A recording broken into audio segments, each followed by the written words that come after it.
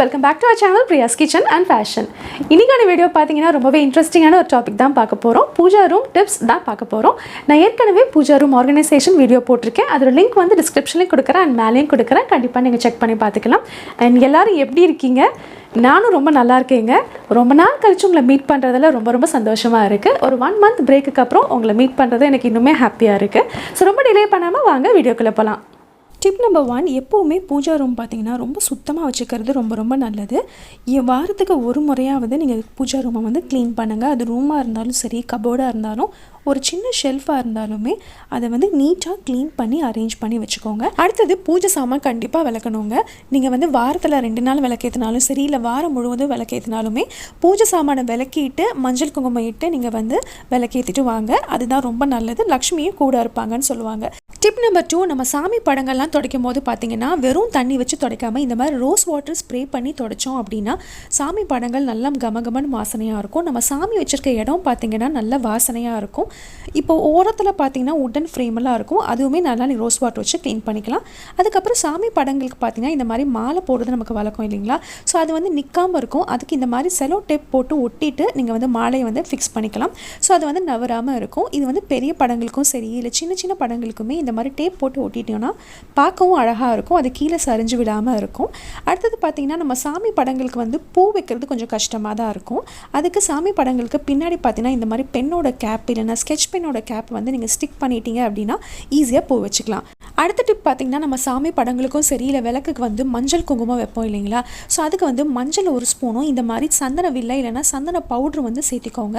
இது கூட பார்த்திங்கன்னா ஜவ்வாது கொஞ்சமாக ஆட் பண்ணிக்கோங்க. இது 3 நல்லா பன்னீரில் வந்து நல்லா குழச்சிக்கோங்க. இதுக்கப்புறமா நீங்கள் வந்து விளக்குக்கு சாமி படங்களுக்கெல்லாம் பொட்டு வைக்கும்போது பார்த்திங்கன்னா நல்ல மனமாக இருக்கும், அவ்வளோ வாசனையாக இருக்கும். கண்டிப்பாக இதை வந்து ட்ரை பண்ணி பாருங்கள். நீங்கள் எந்த சாமி படங்களுக்கு வச்சாலும் சரி, இல்லை விளக்குக்கெல்லாம் வைக்கும்போது பார்த்திங்கன்னா நல்லாயிருக்கும். நல்லா கொலன்னு குழச்சிட்டு இந்த மாதிரி மஞ்சள் குங்குமம் வச்சு பாருங்கள். டிப் நம்பர் 5 பார்த்திங்கன்னா நீங்கள் சாமிக்கு வந்து விளக்கேற்றும் போது கீழே எப்போவுமே தட்டு வச்சுக்கோங்க. ஸோ தட்டில் வந்து இந்த மாதிரி மஞ்சள் அரிசி போட்டுக்கோங்க. அதுக்கப்புறம் உதிரிப்பூ கொஞ்சமாக போட்டுக்கோங்க. அதுக்கப்புறமா நீங்கள் விளக்கு வச்சு நீங்கள் விளக்கேற்றி வந்தீங்க அப்படின்னா வீட்டில் வந்து செல்வம் பெருகும்னு சொல்லுவாங்க. கண்டிப்பாக இந்த டிப் வந்து ஃபாலோ பண்ணி பாருங்கள். டிப் நம்பர் 6 பார்த்திங்கன்னா நீங்கள் வந்து விளக்கேற்றும் போது எப்போவுமே வந்து எண்ணெய் ஊற்றிக்கோங்க. நல்லெண்ணெய் வந்து எப்போவுமே பெஸ்ட்டு தாங்க. பஞ்சு திரி போட்டு அந்த நல்ல எண்ணெய்க்குள்ளே பார்த்திங்கன்னா பச்சை கற்பூரம் இந்த மாதிரி நுணுக்கி உள்ளே சேர்த்திக்கோங்க. இதை நீங்கள் சேர்த்து நீங்கள் வந்து விளக்கேற்றும் போது பார்த்திங்கன்னா நல்லா வாசனையாகவும் இருக்கும். நல்லா நுணுக்கி நீங்கள் விளக்கேற்றும் போது அந்த எண்ணெயில் போட்டுக்கோங்க. அதே பச்சை கற்பூரத்தை திரியில் அப்படி லைட்டாக திரிச்சு விட்டுக்கோங்க. சீக்கிரமாக பார்த்திங்கன்னா உங்களுக்கு பற்றிக்கும். பச்சை கற்பூரம் திரியில் மிக்ஸ் ஆகும்போது உங்களுக்கு நீங்கள் பற்ற வைக்கும் போது ஈஸியாக பற்றிக்கும். இந்த டிப் வந்து ஃபாலோ பண்ணி பாருங்கள். நீங்கள் விளக்கேற்றக்கப்புறம் பார்த்திங்கன்னா வீடே கமகமான்னு இருக்கும். அடுத்த டிப் பார்த்திங்கன்னா நம்ம பூஜை அறையில் எப்போவுமே இந்த மாதிரி மஞ்சள் குங்குமம் டப்பாவில் வந்து ஸ்டோர் பண்ணி வச்சுருப்போம். சில சமயம் பார்த்திங்கன்னா அதில் வந்து பூச்சி வந்த மாதிரி இருக்கும், ஒரு மாதிரி ஒயிட்டாக ஒரு ஃபங்கஸ் ஃபார்ம் ஆயிரும். ஸோ அதுக்கு அவாய்ட் பண்ணுறதுக்கு பார்த்திங்கன்னா 2 கிராம்பு இந்த மாதிரி ஒரு கற்பூரம் வந்து உள்ளே சேர்த்து நீங்கள் வந்து டப்பாவை க்ளோஸ் பண்ணி வச்சுக்கோங்க. ஸோ எந்த ஃபங்கஸ்லாம் வராமல் ஒரு மாதிரி வெள்ளையாக அந்த பூசம் வராமல் நீட்டாக இருக்கும். இந்த டிப் வந்து ஃபாலோ பண்ணி பாருங்கள். அடுத்த டிப் பார்த்திங்கன்னா நம்ம வந்து சாமிக்கு எப்போவுமே இந்த மாதிரி பஞ்ச பாத்திரத்தில் ஒரு தீர்த்த மாதிரி வைப்போம் இல்லையா? ஸோ அதில் பார்த்திங்கன்னா வெறுமனே தண்ணி வைக்காமல் இது கூட வந்து துளசி ஆட் பண்ணிக்கோங்க. கொஞ்சமாக கற்பூரம் வந்து அதாவது பச்சை கற்பூரம் வந்து நுணுக்கி உள்ளே சேர்த்திக்கோங்க. இதை வந்து நல்லா கலந்து நீங்கள் வந்து சாமிக்கிட்ட வச்சிங்கன்னா ரொம்ப நல்லா இருக்குங்க. இதை வந்து பிரசாதமாக நம்ம வீட்டில் இருக்கவங்களுக்கும் கொடுக்கலாம். வெறுமனே தண்ணி வைக்கிறதுக்கு இந்த மாதிரி துளசி தீர்த்தமாக நீங்கள் வந்து கொடுக்கலாம்.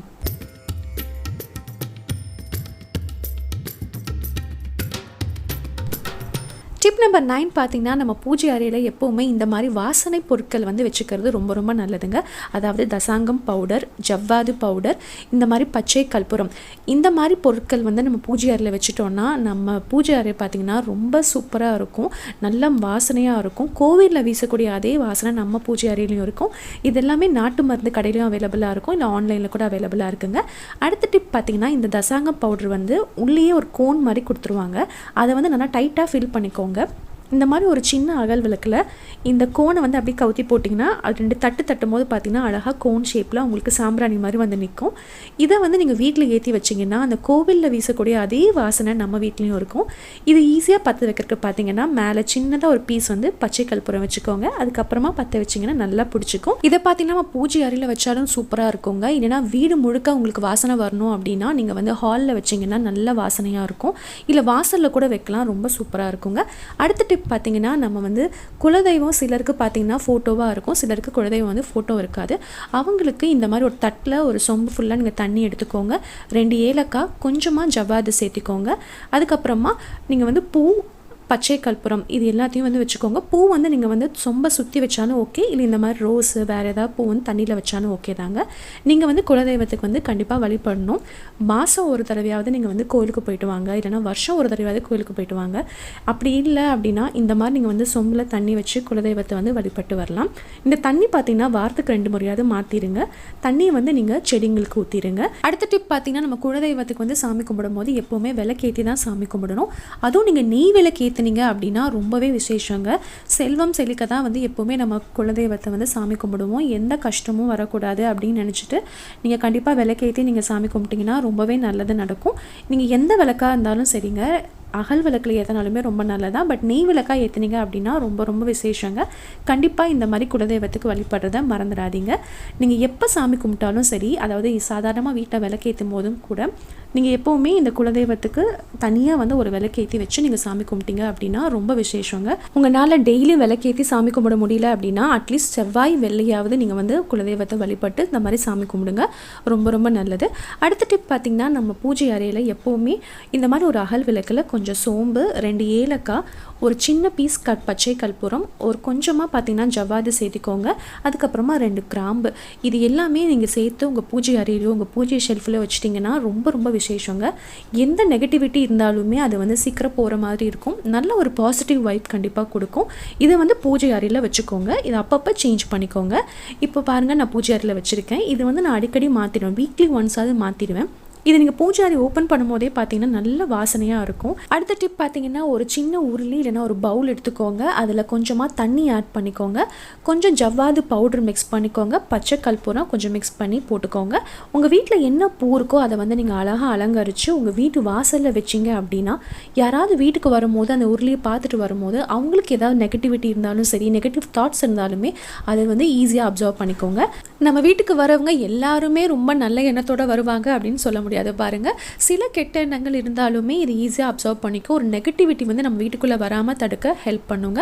கண்டிப்பாக உங்கள் வீட்டில் விசேஷம் இருந்துச்சு இல்லைனா வாரத்தில் வந்து செவ்வாய் வெள்ளி இந்த மாதிரி ட்ரை பண்ணி பாருங்கள். அடுத்த டிப் பார்த்தீங்கன்னா நம்ம பூஜை அறையில் கற்பூரம் வந்து ஒரு டப்பாவில் போட்டு வைப்போம் இல்லையா, அது சீக்கிரமாக கரைஞ்சி போகிற மாதிரி இருக்கும்.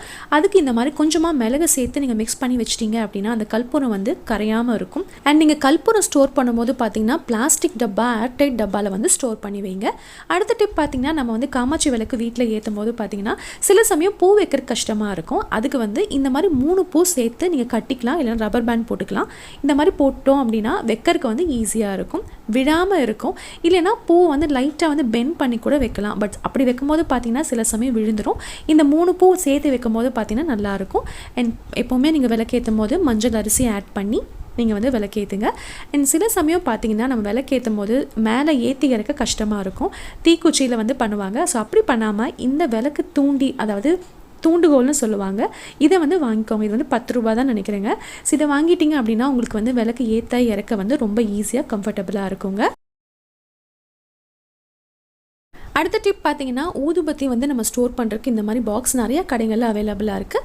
இதில் வாங்கி நீங்கள் ஸ்டோர் பண்ணி வச்சிட்டிங்கன்னா வாசனை வந்து அப்படியே இருக்கும். நம்ம எப்போ ஊதுபத்தி ஏற்றினாலும் தண்ணி தொட்டு ஏற்றுவோம் இல்லைங்களா, அதாவது நல்லா நின்று எரியும் அப்படிங்கிறதுக்காக. ஸோ அதுக்கு பதிலாக நான் இந்த மாதிரி பன்னீர், அதாவது ரோஸ் வாட்டர் வந்து மிக்ஸ் பண்ணி நீங்கள் நல்லா வந்து தடவிட்டு அதுக்கப்புறமா நீங்கள் ஊதுபத்தி ஏற்றுனீங்க அப்படின்னா அது வாசனை வந்து ரொம்ப சூப்பராக இருக்குங்க. ஊதுபத்தி வந்து ஏற்றும் போது இந்த மாதிரி தட்டில் இப்படி வச்சு ஏற்றுனீங்க அப்படின்னா அதில் வரக்கூடிய அந்த டஸ்ட்டு பார்த்திங்கன்னா அந்த தட்டுக்குள்ளேயே அழகாக விழுந்துடும், வெளியில் செதறாமல் இருக்கும். ஸோ அதனால் இந்த மாதிரி வந்து பயன்படுத்தி பாருங்கள். அடுத்த டிப் பார்த்திங்கன்னா நம்ம பூஜை அறையில் முக்கியமாக இருக்கக்கூடியது அன்னபூர்ணி சிலை தாங்க.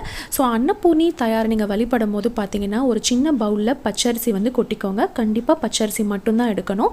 அதுக்கு மேலே பார்த்தீங்கன்னா ஒரு ₹1 நாணயம் வச்சுக்கோங்க. அதுக்கப்புறமா நீங்கள் அன்னபூர்ணி விக்கிரகத்தை வந்து மேலே வச்சுக்கோங்க. ஏன் நம்ம அன்னபூர்ணி வந்து வழிபடணும் அப்படின்னா நம்ம எல்லாருமே வந்து சம்பாதிக்கிறது பார்த்தீங்கன்னா நம்ம சாப்பிட்றதுக்கு தான். இது வந்து நம்ம வீட்டில் வந்து வறுமை வரக்கூடாது அப்படிங்கிறதுக்காக தான் எப்போவுமே இந்த மாதிரி அன்னபூர்ணி தயாரை வந்து கிச்சனில் கூட வைப்பாங்க. பட் நம்ம கிச்சனில் வைக்க முடியல அப்படின்னா நீங்கள் வந்து கண்டிப்பாக பூஜை அறையில் வச்சுக்கோங்க. நீங்கள் இந்த மாதிரி அன்னபூர்ணி தயார் வைக்கும் போது பார்த்தீங்கன்னா முன்னாடி பசுவோட இருக்கக்கூடிய கன்றுக்குட்டி இருக்கும்ல அந்த மாதிரி சேர்ந்து இருக்க மாதிரியான விக்கிரகம் வந்து வச்சு நீங்கள் வழிபடுறது ரொம்ப ரொம்ப நல்லது. இது வந்து ஒரு தட்டில் கூட வைக்கலாம், அப்படி இல்லைன்னா தனி தட்டில் கூட நீங்கள் வச்சுக்கலாம். இந்த கரண்டியில் பார்த்தீங்கன்னா ஒரு சின்னதாக ஒரு அரிசி வந்து எப்பவுமே வச்சுக்கோங்க. இந்த அரிசியை நீங்கள் வந்து வாரம் ஒரு தடவையோ இல்லை 2 தடவையோ கண்டிப்பாக மாற்றிடுங்க. நீங்கள் சமைக்கும் போது இந்த அரிசியை வந்து சேர்த்து நீங்கள் சமைச்சிக்கலாம். அடுத்த டிப் பார்த்தீங்கன்னா நம்ம பூஜை அறையில் முக்கியமாக இருக்கக்கூடியது இந்த மாதிரி ஒரு சின்ன கண்ணாடி. அந்த கண்ணாடிக்கு முன்னாடி பார்த்தீங்கன்னா கொஞ்சமாக காயின்ஸ் வச்சுக்கோங்க. அதுக்கப்புறமா நான் வந்து பூ, நான் நோட்டு அந்த மாதிரிலாம் வச்சுருப்பேன். அண்ட் என்னோடய பூஜை அறையில் எப்போவுமே அரிசி பருப்புன்னு வந்து கண்டிப்பாக வைப்பேன். இது எல்லாமே பார்த்தீங்கன்னா அந்த கண்ணாடியில் தெரிகிற மாதிரி வைப்பேன். ஏன் அப்படின்னா நம்ம வீட்டில் வந்து சகல ஐஸ்வர்யமும் இருக்கணும், எப்போவுமே லக்ஷ்மி இருக்கணும், எந்த கஷ்டமும் வரக்கூடாது அப்படிங்கிறதுக்காக இந்த மாதிரிலாம் வச்சுக்குவேன். இது வைக்கும்போது பார்த்தீங்கன்னா அந்த கண்ணாடியில் எல்லாமே தெரியும், ஸோ எல்லாமே பிரதிபலிக்கிற மாதிரி இருக்கும். அதனால் இந்த பூஜை அறையில் இந்த மாதிரி வச்சு பாருங்கள், ரொம்ப நல்லாயிருக்கும், செல்லும் செழிக்கும்னு சொல்லுவாங்க. லாஸ்ட் டிப் பார்த்தீங்கன்னா ஒரு எலுமிச்சம்பழத்தை வந்து 2ஆக கட் பண்ணிக்கோங்க. ஒரு சைடு வந்து குங்குமம் தடவிக்கோங்க, இன்னொரு சைடு வந்து மஞ்சள் தடவிக்கோங்க. இது வந்து நீங்கள் வெள்ளிக்கிழமை வாரம் உங்கள் வீட்டு வாசலில் வந்து வச்சு வந்தீங்கன்னா ரொம்ப ரொம்ப நல்லதுங்க. எந்த நெகட்டிவிட்டி வந்து வீட்டுக்குள்ளே வராமல் தடுக்கும். ஸோ அதனால் எப்போவுமே வெள்ளிக்கிழமை காலையில் இந்த மாதிரி வந்து நீங்கள் வாசலில் வந்து வச்சுக்கோங்க. உங்கள் வீட்டில் வேறு ஏதாவது விசேஷம் வந்தால் கூட இந்த மாதிரி எலுமிச்சம்பழம் நிலவில் வைக்கிறது ரொம்ப ரொம்ப முக்கியங்க. அதை மறக்காமல் செய்யுங்க. நீங்கள் எப்போ விளக்கேற்றி சாமி கும்பிடும் போதும் சரி, ஏதாவது ஒரு நெய்வேத்தியம் வைக்கிறது வந்து அவசியங்க. அது வந்து மறக்காமல் செய்யுங்க. நான் எதுவுமே செய்ய முடியல அப்படின்னா சின்ன பவுலில் வந்து கல்கண்டு வச்சுருவேன், அப்படி இல்லைன்னா காய்ச்சின பால் வந்து கண்டிப்பாக வச்சுருவேன். அண்ட் இன்னொரு முக்கியமான விஷயம், நம்ம பூஜை அறையில் மஞ்சள் குங்குமம் வைக்கிறது ரொம்ப ரொம்ப முக்கியங்க. இந்த மாதிரி ஒரு சின்ன கிண்ணத்தில் நீங்கள் போட்டு வச்சிட்டிங்க அப்படின்னா பார்க்கவும் நல்லாயிருக்கும். அது வந்து ஒரு மங்களகரமான பொருள் அப்படிங்கிறதுனால எப்போவுமே பூஜை அறையில் மஞ்சள்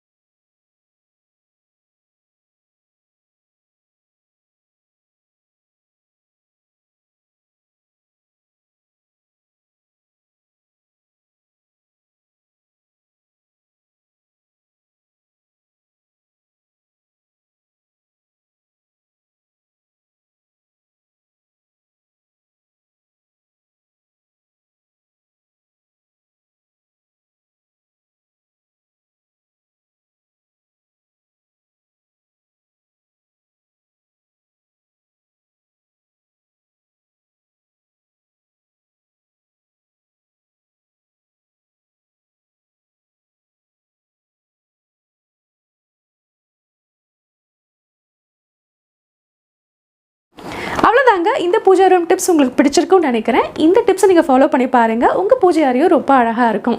இந்த வீடியோ உங்களுக்கு பிடிச்சிருந்துச்சு அப்படின்னா ஒரு பிக் தம்ஸ் அப் கொடுங்க. உங்கள் ஃபீட்பேக்கை மறக்காமல் கமெண்ட் செக்ஷனில் சொல்லுங்கள். மீண்டும் ஒரு இன்ட்ரெஸ்டிங்கான வீடியோவில் உங்கள் எல்லாரையும் சந்திக்கிறேன். அது வரைக்கும் பாய்.